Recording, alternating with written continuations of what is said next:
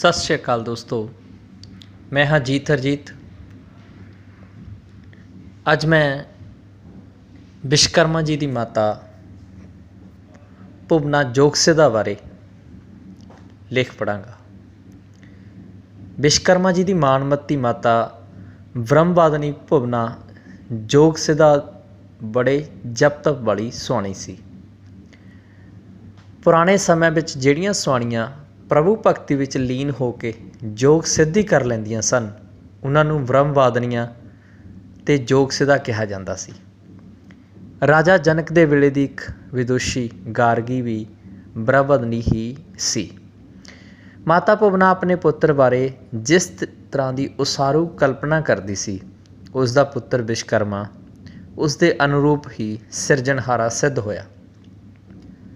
जिन्हां मातावां दे सुपने वड्डे हुंदे हन, उन्हां दे पुत्र ही महान बनते हैं। भुवना ने तां सदियां दे तप तेज नाल सवे ही सिद्धियां प्राप्त कीतियां होईयां सन। इसे करके ही उसका नाम जोगसिदा सी। विश्वकर्मा की ये माता भुवना असल विच अंतां दी सुंदर होण करके शास्त्रां विच लावणमई दे नां नाल प्रसिद्ध है। वो अंग्यारशी की बेटी, देवत्यां दे कुल पुरोहित अते गुरु बृहस्पति की भैन अते 8वें वसु प्रकाश की सुपत्नी सी। इस देश विच वसुआं दे कारीगर खानदेन देवकुल के नां नाल जाणिया जाता सी। इत्थे कुल 8 वसु होए हन। उन्हां विचों 8वें वसु प्रवास का पुत्र विश्वकर्मा सी। ये लोग सिरजनहारे होण करके धरती के बेटे अखवाते सन। जिस वेले मैं विश्वकर्मा बारे सोचदा हाँ तां तुरंत मेरा ध्यान उसकी माता ब्रह्मवादिनी जोगसिदा वल चला जाता है। हुण इस करके इस गल नूं निश्चित करना बहुत ही औखा है कि प्रवास वसु का भारती इतिहास का पुराण युग विच किहड़ा समां सी, क्योंकि ऋग्वेद विच भी वसुआं दा ते विश्वकर्मा दे बड़े आदर नाल जिक्र आउंदा है। उस वेले विश्वकर्मा देवत्यां दे महान कारीगर सी, पर फिर मगरों उसकी मानता इन्नी वध गई कि उसनूं लोकां ने कारीगर दे महान देवते के रूप में स्थापित कर दिता। ये पुराण युग की गल है। कहा जाता है कि कुबेर की अलकापुरी, इंद्र की नगरी अमारवती, रावण की लंका, शिवजी की महान नगरी काशी, कृष्ण जी की द्वारका अते जगन्नाथपुरी के मंदिर की मूर्तियां की सिरजना तां माता भुवना के पुत्र विश्वकर्मा ने ही की सी। इंद्र ने जदों विश्वकर्मा के पुत्र विश्वरूप नूं मारिया तां उस तो बदला लैण लई विश्वकर्मा ने वृत्र की साजना की। वृत्र बागी होके तबाही मचाउण लगा अते दधीचर्षी की अस्थियां नाल हथियारां नूं पाण चाढ़ के विश्वकर्मा ने वो हथियार देवत्यां नूं दे दिते ताकि वृत्र की तबाही तो लोकां नूं बचाया जा सके। इस महान कारनामे नाल वसुआं दा खानदान होर भी महान ते आदरयोग बन गया सी।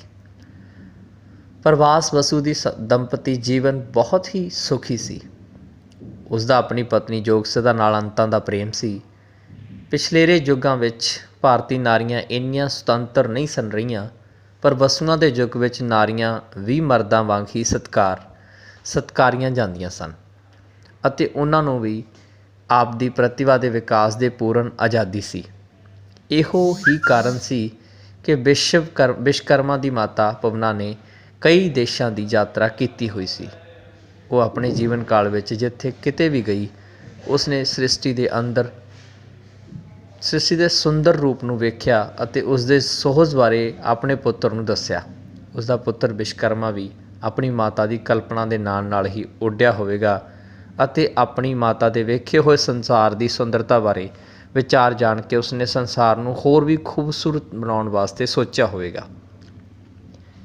ये संसार केवल कल्पना नाल ही सुंदर नहीं बन सकता। महान कारीगरां की मेहनत नाल संसार की खूबसूरती विच वाधा होया है। अज भी वो लोग विश्व की सुंदरता विच वाधा कर रहे हैं जिहड़े अपने हत्थां की कारीगरी ਨਾਲ ਮਿਹਨਤ ਕਰਦੇ ਹਨ। ਇਹ ਸਭੇ ਲੋਕ ਮਾਤਾ ਭੁਵਨਾ ਦੇ ਪੁੱਤਰ ਵਿਸ਼ਵਕਰਮਾ ਦੇ ਚੇਲੇ ਹਨ।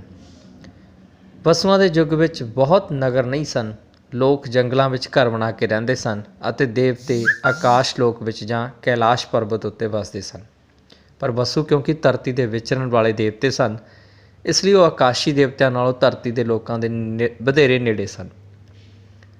ਲੋਕਾਂ ਵਾਸਤੇ ਘਰਾਂ ਦੀ ਉਸਾਰੀ ਅਤੇ ਫਿਰ ਵੱਡੇ ਸ਼ਿਲਪਕਾਰੀ ਅਤੇ ਮਹਾਨ ਨਮੂਨਿਆਂ ਵਾਲੇ ਮੰਦਰ ਅਤੇ ਨਗਰਾਂ ਦੀ ਉਸਾਰੀ ਦਾ ਕੰਮ ਸਭ ਤੋਂ ਪਹਿਲਾਂ ਉਹਨਾਂ ਨੇ ਹੀ ਸ਼ੁਰੂ ਕੀਤਾ ਸੀ। ਫਿਰ ਮਗਰੋਂ ਵਿਸ਼ਵਕਰਮਾ ਨੇ ਭਵਨ ਉਸਾਰੀ, ਲੋਹੇ ਲੱਕੜੀ ਦੇ ਕੰਮਾਂ ਅਤੇ ਸ਼ਸਤਰ ਦਾ ਨਿਰਮਾਣ ਦੇ ਜੀਵਨ ਨੂੰ ਸੁੰਦਰ ਬਣਾਉਣ ਵਾਲੀਆਂ ਹੋਰ ਵਸਤੂਆਂ ਦੀ ਰਚਨਾ ਦਾ ਕੰਮ ਸ਼ੁਰੂ ਕੀਤਾ। ਇਸੇ ਕਰਕੇ ਹੀ ਵਿਸ਼ਵਕਰਮਾ ਨੂੰ ਸਭਨਾਂ ਕਲਾਵਾਂ ਅਤੇ ਸ਼ਿਲਪਾਂ ਦਾ ਨਿਰਮਾਤਾ ਕਿਹਾ ਜਾਂਦਾ ਹੈ। ਇਸੇ ਕਰਕੇ ਹੀ ਵਸੂਆਂ ਵਿੱਚੋਂ ਵਿਸ਼ਵਕਰਮਾ ਨੂੰ ਸਭ ਤੋਂ ਵੱਧ ਮਾਨਤਾ ਪ੍ਰਾਪਤ ਹੋਈ ਹੈ। ਹੁਣ ਵੀ ਦਿਨੋਂ ਦਿਨ ਭੁਵਨਾ ਮਾਤਾ ਦੇ ਇਸ ਪੁੱਤਰ ਦਾ ਜਸ ਵੱਧਦਾ ਜਾ ਰਿਹਾ ਹੈ। ਜਿਹੜੀਆਂ ਨਾਰੀਆਂ ਵੇਦ ਸ਼ਾਸਤਰ ਪੜ੍ਹਦੀਆਂ ਸਨ ਅਤੇ ਸ਼ਾਸਤਰ ਅਰਥ ਕਰਦੀਆਂ ਸਨ, ਉਹ ਬ੍ਰਹਮਵਾਦਨੀਆਂ ਕਹਾਉਂਦੀਆਂ ਸਨ।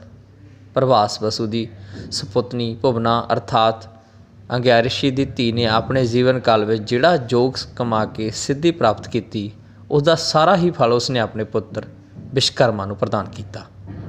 ਹਰਿਵੰਸ਼ ਪੁਰਾਣ ਵਿੱਚ ਆਉਂਦਾ ਹੈ ਕਿ ਬ੍ਰਹਮਵਾਦਨੀ ਭੁਵਨਾ ਦੇ ਗ੍ਰਸਥ ਜੀਵਨ ਵਿੱਚ ਰਹਿੰਦਿਆਂ ਹੋਇਆਂ ਹੀ ਜੋਗੀਆਂ ਨੇ ਸੰਨਿਆਸੀਆਂ ਵਾਲਾ ਸੁਭਾਅ ਧਾਰਨ ਕੀਤਾ ਹੋਇਆ ਸੀ।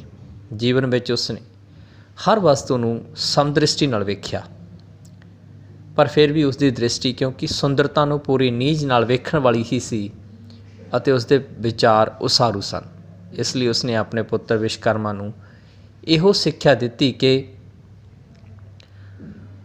ਉਹ ਜ਼ਿੰਦਗੀ ਭਰ ਉਸਾਰੂ ਅਤੇ ਸਿਹਤਮੰਦ ਸ਼ਕਤੀਆਂ ਦਾ ਹੀ ਸਾਥ ਦੇਵੇਗਾ। ਇਸੇ ਕਰਕੇ ਹੀ ਵਿਸ਼ਵਕਰਮਾ ਨੇ ਬ੍ਰਿਤਰ ਦੇ ਮੁਕਾਬਲੇ ਅਤੇ ਇੰਦਰ ਆਦਿ ਦੇਵਤਿਆਂ ਦਾ ਸਾਥ ਦਿੱਤਾ ਅਤੇ ਉਹਨਾਂ ਦੇ ਫਤਿਹ ਦਾ ਸਨਮਾਨ ਕੀਤਾ। ਸਾਡਾ ਖਿਆਲ ਹੈ ਕਿ ਭਾਵੇਂ ਮਾਤਾ ਭੁਵਨਾ ਜੋਗ ਸਿੱਧਾ ਸੰਨਿਆਸੀਆਂ ਵਾਂਗ ਵਿਚਿੱਤਰ ਭਾਵ ਨਾਲ ਵਿਸ਼ਵ ਵਿੱਚ ਵਿਚਰਨ ਕਰਦੀ ਰਹੀ ਹੋਵੇਗੀ, ਪਰ ਹਰ ਮੌਕੇ 'ਤੇ ਆਪਣੇ ਪੁੱਤਰ ਦੀ ਅਗਵਾਈ ਕੀਤੀ ਹੋਵੇਗੀ ਅਤੇ ਉਸ ਦੀ ਚੜ੍ਹਤ ਬਾਰੇ ਸੋਚਿਆ ਹੋਵੇਗਾ। ਇਸੇ ਕਰਕੇ ਹੀ ਵਿਸ਼ਵਕਰਮਾ ਨੂੰ ਇੰਨੀ ਸ਼ਕਤੀ ਪ੍ਰਾਪਤ ਹੋ ਗਈ ਕਿ ਉਸ ਇਸ ਸੰਸਾਰ ਵਿੱਚ ਅਤੀ ਸੁੰਦਰ ਅਤੇ ਯਾਦਗਾਰੀ ਰਚਨਾਵਾਂ ਨੂੰ ਸਾਕਾਰ ਕਰ ਸਕਿਆ।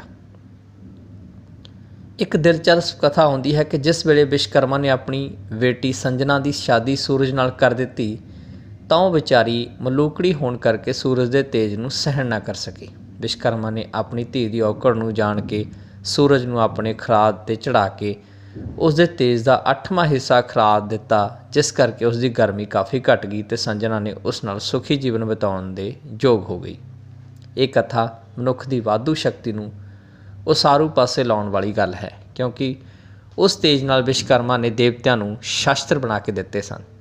ਇੱਕ ਹੋਰ ਕਥਾ ਵਿੱਚ ਇਹ ਗੱਲ ਆਉਂਦੀ ਹੈ ਕਿ ਮਾਤਾ ਭੁਵਨਾ ਦੇ ਕਹਿਣ 'ਤੇ ਵਿਸ਼ਵਕਰਮਾ ਨੇ ਦੁਰਗਾ ਦੇਵੀ ਦੀਆਂ ਸ਼ਕਤੀਸ਼ਾਲੀ ਫੌਲਾਦੀ ਉਂਗਲੀਆਂ ਦੀ ਰਚਨਾ ਕੀਤੀ ਸੀ। ਪੁਰਾਣਾਂ ਵਿੱਚ ਵਸਤੂਆਂ ਦੇ ਬਹੁਤ ਸਾਰੇ ਕਾਰਨਾਮੇ ਆਉਂਦੇ ਹਨ, ਪਰ ਜ਼ਿੰਦਗੀ ਵਿੱਚ ਜਿਹੜਾ ਮਹਾਨ ਕੰਮ ਭੁਵਨਾ ਮਾਤਾ ਦੇ ਪੁੱਤਰ ਵਿਸ਼ਵਕਰਮਾ ਨੇ ਕੀਤਾ, ਉਸ ਦੀ ਮਿਸਾਲ ਕਿਤੇ ਨਹੀਂ ਮਿਲਦੀ। ਵਸੂਆਂ ਦਾ ਖਾਨਦਾਨ ਭਾਵੇਂ ਪਹਿਲਾਂ ਹੀ ਦੇਵ ਕੁਲ ਸਮਝਿਆ ਜਾਂਦਾ ਸੀ, ਪਰ ਵਿਸ਼ਵਕਰਮਾ ਨੇ ਉਸ ਨੂੰ ਵਿਸ਼ਵ ਵਿੱਚ ਪ੍ਰਸਿੱਧ ਕਰ ਦਿੱਤਾ। ਮੈਂ ਕਈ ਇਸ ਤਰ੍ਹਾਂ ਦੀਆਂ ਕਥਾਵਾਂ ਵੀ ਪੜ੍ਹੀਆਂ ਹਨ, ਜਿਨ੍ਹਾਂ ਦਾ ਭਾਵ ਇਹੋ ਹੀ ਹੈ ਕਿ ਵਿਸ਼ਵਕਰਮਾ ਨੇ ਆਪਣੇ ਜੀਵਨ ਕਾਲ ਵਿੱਚ ਆਪਣੀ ਮਾਤਾ ਭੁਵਨਾ ਦੇ ਸੁਪਨਿਆਂ ਨੂੰ ਹੀ ਸਾਕਾਰ ਕੀਤਾ ਸੀ। ਭੁਵਨਾ ਦਾ ਪੁੱਤਰ ਹੋਣ ਕਰਕੇ ਵਿਸ਼ਵਕਰਮਾ ਭੁਵਨ ਵੀ ਅਖਵਾਉਂਦਾ ਹੈ। ਭੁਵਨਾ ਦਾ ਮਤਲਬ ਧਰਤੀ, ਤਿੰਨ ਲੋਕ। ਉਹ ਗੰਗਾ ਜਲ ਵਾਂਗ ਪਾਵਨੀ ਸੀ ਅਤੇ ਧਰਤੀ ਵਾਂਗ ਵਿਸ਼ਾਲ ਅਤੇ ਧੀਰਜ ਵਾਲੀ। ਪ੍ਰਭਾਸ ਵਸੂ ਨੇ ਉਹ ਅਤ ਪਿਆਰੀ ਸੀ, ਜਿਸ ਕਰਕੇ ਉਸਦੇ ਦਿਲ 'ਤੇ ਰਾਜ ਕਰਦੀ ਸੀ।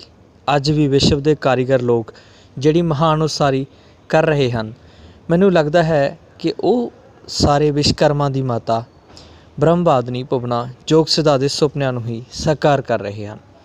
ਦੁਨੀਆ ਦੇ ਲੋਕ ਆਪਣੇ ਜੀਵਨ ਵਿੱਚ ਚੰਗੇਰੀ ਉਸਾਰੀ ਦੇ ਜਿਹੜੇ ਵੀ ਸੁਪਨੇ ਵੇਖਦੇ ਹਨ, ਉਹ ਸੁਪਨੇ ਵੀ ਮਾਤਾ ਭੁਵਨਾ ਜੋਗਸਿੱਧਾ ਦੇ ਹੀ ਹਨ।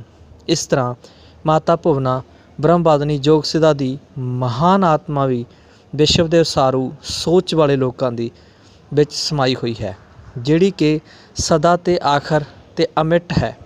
ਸਾਡੇ ਇਸ ਬ੍ਰਹਿਮੰਡ ਦੀ ਸੁੰਦਰਤਾ ਅਜਿਹੀਆਂ ਮਾਤਾਵਾਂ ਦੇ ਸੁਪਨਿਆਂ ਦਾ ਹੀ ਸਿੱਟਾ ਹੈ। ਧੰਨਵਾਦ।